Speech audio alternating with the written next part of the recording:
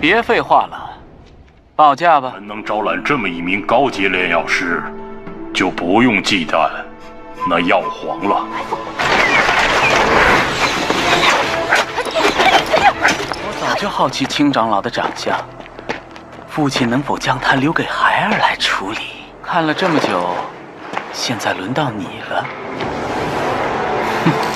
Oke guys, balik lagi dengan Cakra Diva dalam pembahasan alur cerita Battle Souls Heaven Season 5 episode ketiga. Seperti biasa kita review dulu di episode sebelumnya, Shoyan menghadiri pelelangan 8 gerbang di kota kegelapan untuk mendapatkan beberapa bahan penyusun pil roh bumi sebagai persiapan penyempurnaan api surgawi lain. Setelah berlangsung beberapa lama, Shoyan menyadari jika pelelangan 8 gerbang jauh berbeda dengan pelelangan Meteor, mulai dari barang-barang yang dilelang hingga pelanggannya yang pada sultan-sultan. Belum selesai keterkejutan Shoyan melihat Mo Erhan menawar sebuah teknik bertarung hingga 10 juta koin emas. Kini Shoyan kembali dibuat terheran-heran saat penjagaan di area dalam ruang VIP tiba-tiba semakin diperketat. Penghalang diciptakan mengelilingi panggung lelang dan muncul napas-napas orang kuat yang masuk ke dalam ruangan seiring dengan pembukaan harta terakhir pada lelang kali ini. Di episode kali ini kita akan melihat betapa hebat harta terakhir yang dikeluarkan oleh pelelangan hingga membuat Shoyan bisa melihat secara langsung bagaimana praktisi Ranado Emperor dari Sekte Dara akhirnya turun gunung untuk memperebutkannya. Gimana tuh cerita selengkapnya? Langsung aja kita terobos. Kuai! Seperti yang sudah kita bahas di episode sebelumnya, keadaan mencekam yang terjadi tiba-tiba di ruangan lelang memang menandakan harta lelang terakhir akan segera dipertontonkan oleh juru lelang. Di panggung yang sudah dilindungi oleh penghalang tingkat tinggi itu, juru lelang telah meletakkan sebuah kotak giok kebiruan usang yang terus mengeluarkan aura dingin tidak normal. Saat Shoyan melihat dan merasakan hawa dingin keluar dari kotak, murid Abah Yao itu mulai bertanya-tanya, apakah isi kotak giok itu pil kelas 7 yang hanya bisa dimurnikan oleh beberapa orang saja di seluruh benua Doki? Yolo mengiyakan pertanyaan Shoyan dan menjelaskan jika pil obat kelas 7 sangatlah sulit dimurnikan dan hanya bisa dilakukan oleh ahli obat di generasi Master Agung.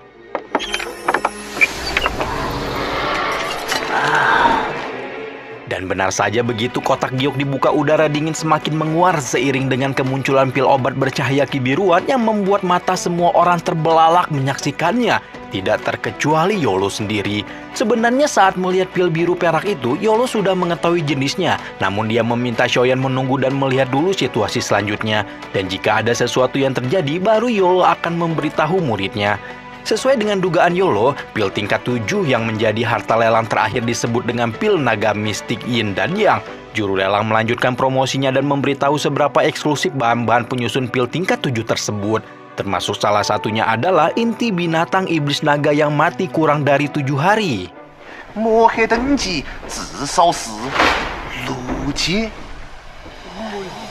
Para pelanggan benar-benar hanya bisa melongok mendengar penjelasan juru lelang tentang pil naga mistik. Pil sehebat ini tidak mungkin dijual dengan harga rendah, sehingga pelanggan VIP ecek-ecek sudah auto pasrah lebih dulu karena merasa tidak akan memiliki kesempatan untuk bersaing dengan kelompok-kelompok unggulan. Bahkan orang-orang seperti Tetua Ging, Mo Erhan, dan Fan Ling pun sampai tidak mampu berkata-kata membayangkan betapa hebat efek yang diberikan pil ini jika mereka berhasil menyerapnya. Apalagi pil ini juga bisa membuat orang yang memakannya bertahan setelah menerobos ranah kultivasi yang lebih tinggi.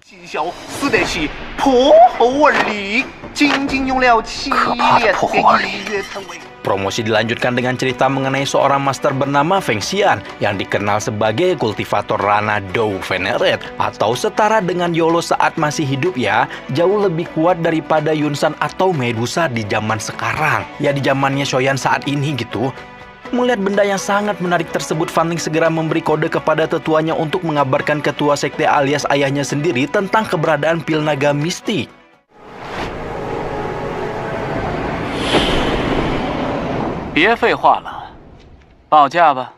Tidak mau banyak-banyak membuang waktu, Fan Ling meminta agar proses lelang dipercepat dan juru lelang segera memberitahu seberapa banyak harga yang dibutuhkan untuk mendapatkan pil obat tingkat tinggi tersebut.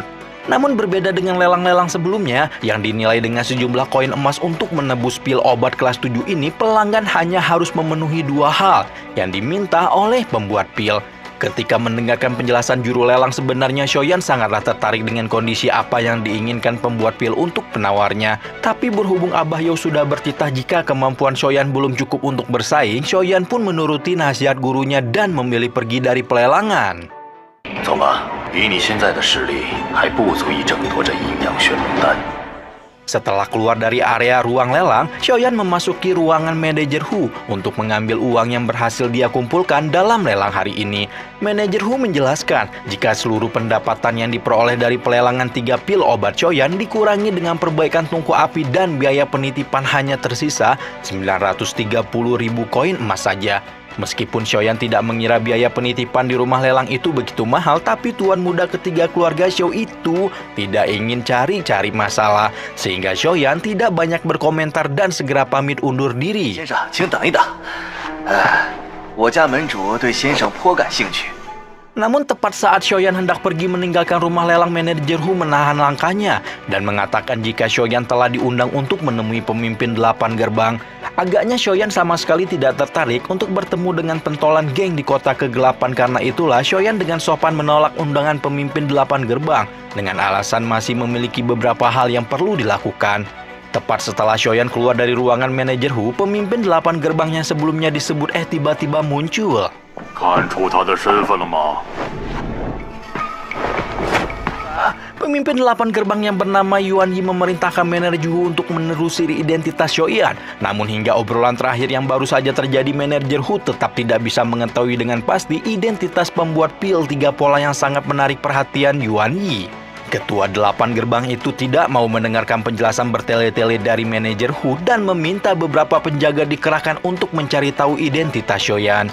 Ketertarikan Yuan Yi pada Xiaoyan tentunya memiliki beberapa dasar. Salah satu yang paling utama adalah keinginan Yuan Yi merekrut Xiaoyan untuk menyaingi seseorang yang disebut sebagai kaisar obat. 我们能招揽这么一名高级炼药师，就不用忌惮那药皇了。 Intermezzo dikit ya guys. Ngomong-ngomong, kalian sadar nggak sih kalau grafiknya Yuan Yi sama persis dengan Leibo? Itu loh, bapak buci truk yang jadi musuh pertama Lindong di Wudong Qiankun Season 1.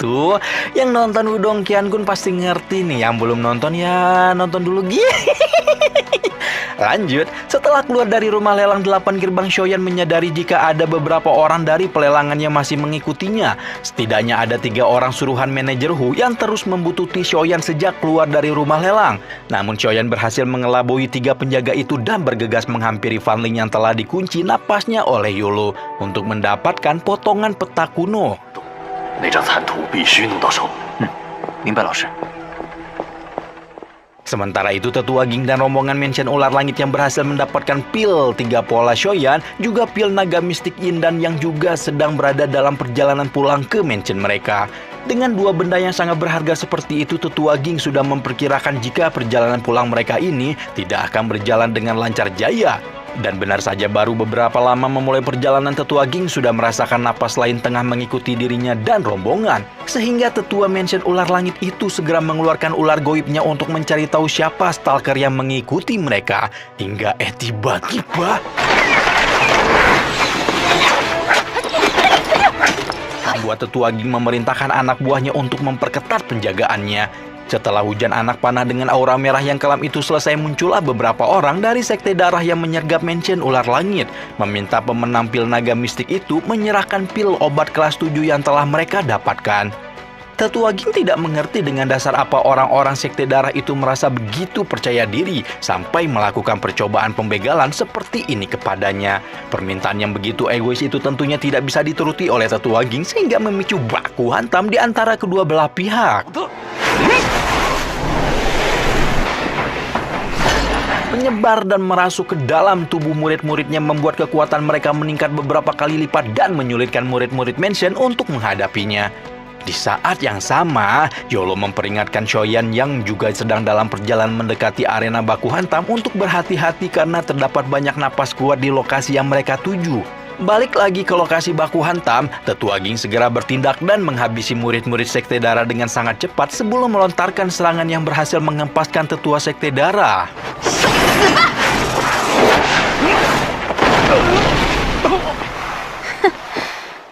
Ternyata, kemampuan Tetua Ging masih berada di atas Tetua Sekte Darah sehingga adu kekuatan di antara keduanya juga diungguli oleh Tetua Ging. Tetua Ging pun senang karena berhasil memukul mundur begal yang berusaha mengganggunya dan bersikap mengajak anak buahnya meneruskan perjalanan. Namun tiba-tiba saja aura darah di sekitar lokasi menjadi semakin dan semakin pekat.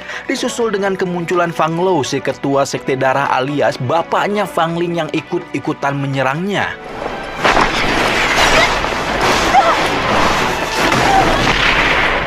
Berbeda dengan Tetua Sekte Darah atau kuricil-kuricil sekte lainnya, kemampuan Fang Lo benar-benar hebat dan mampu mengepaskan Tetua Ging dengan sangat mudah. Xiaoyan sekalipun juga tidak menyangka jika Sekte Darah memiliki orang sekuat ini, dan yang lebih membagongkan, Fan Ling berada di ranah De Huang atau setingkat dengan Hai Bodong.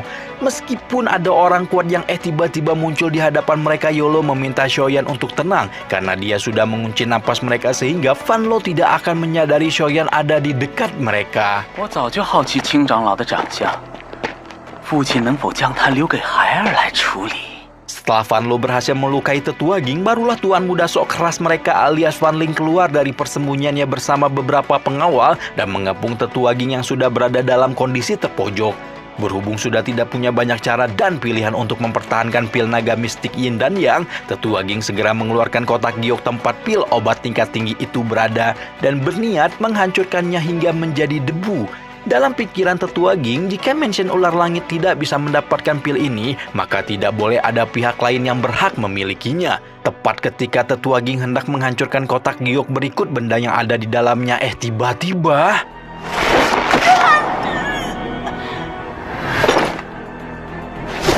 Setelah memastikan jika pil naga mistik dalam kondisi baik-baik saja, Fan Lo pun menyerahkan benda berharga itu kepada putranya dan meminta Fan Ling kembali lebih dulu ke markas sekte, sementara dia akan tetap di sini meladeni kemarahan Tetua Ging yang sepertinya akan meledak beberapa saat lagi. Dan benar saja, Tetua Ging benar-benar marah dan tidak terima kelompoknya dirampok sedemikian rupa sehingga memutuskan untuk baku hantam sampai mati dengan Fan Lo hari ini.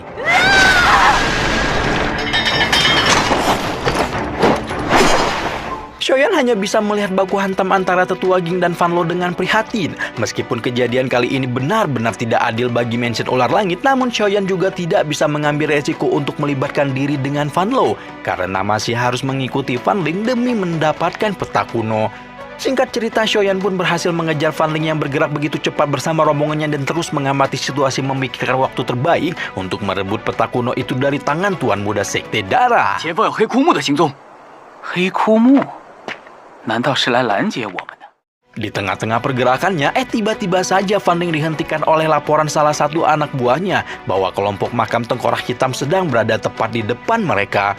Anak buah itu menjelaskan jika sepertinya makam tengkorak hitam tidak memiliki keinginan untuk menyerang dan hanya ingin menghapus jejak menuju markas mereka.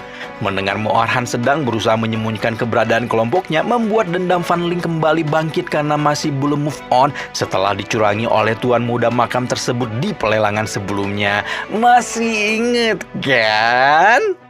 加快速度，追上黑枯木的人。少宗主，宗主交代过。 Meskipun Tetua Sekte Darah sudah mengingatkan jika prioritas utama mereka adalah mengamankan pil naga mistik, Fan Ling tetap keras kepala dan memerintahkan murid-murid Sekte Darah untuk melaksanakan perintahnya menangkap makam tengkorak hitam. Berhubung Tuan Muda sudah ngebet pengen balas dendam, Tetua Sekte pun tidak punya pilihan selain menurutinya. Sementara itu Yolo berpikir jika saat ini merupakan kesempatan bagus untuk Xiaoyan dan meminta muridnya memanfaatkan waktu saat Sekte Darah baku hantam, karena toh saat ini Fan Lo yang paling menakutkan tidak ada bersama rombongan sektenya.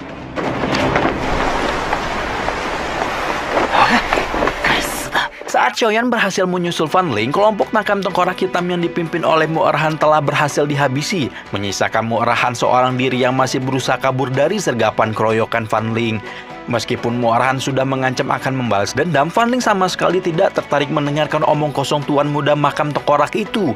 Dan setelah mendapatkan langkah 3000 petir yang berhasil didapatkan oleh makam tengkorak hitam, Fan Ling langsung meminta tetua sektenya segera menghabisi Moarhan.